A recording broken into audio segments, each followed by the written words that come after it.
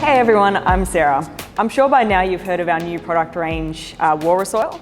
It's a complete range of wood finishes and body care products that are non-toxic, easy to use, and earth-friendly.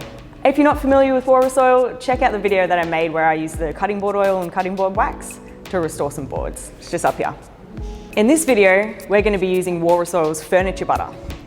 Walrus Oil Furniture Butter is a low-stress, completely natural penetrating oil and wax finish. And it's 100% food safe. It protects and adds a beautiful sheen to your woodwork.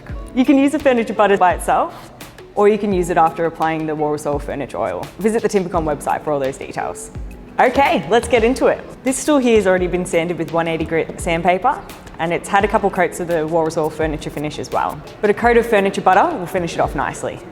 I'm just using 4O steel wool to apply the furniture butter. You can also just use a clean rag. When you're finishing, you want to make sure it's in a good position for you to work on. I want to do the underside and the legs first, so we're just going to flip it over.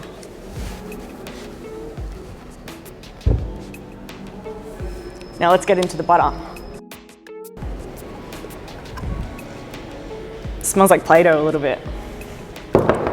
So get your steel wool and roll it into a bit of a ball, once about the size of a golf ball.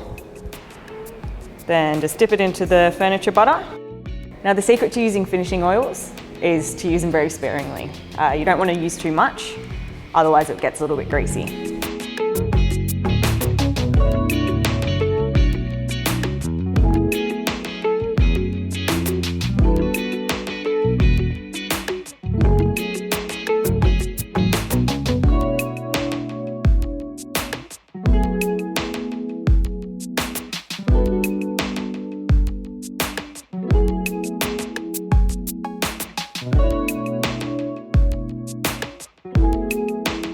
Great, so that is all done. That's all been finished with the butter.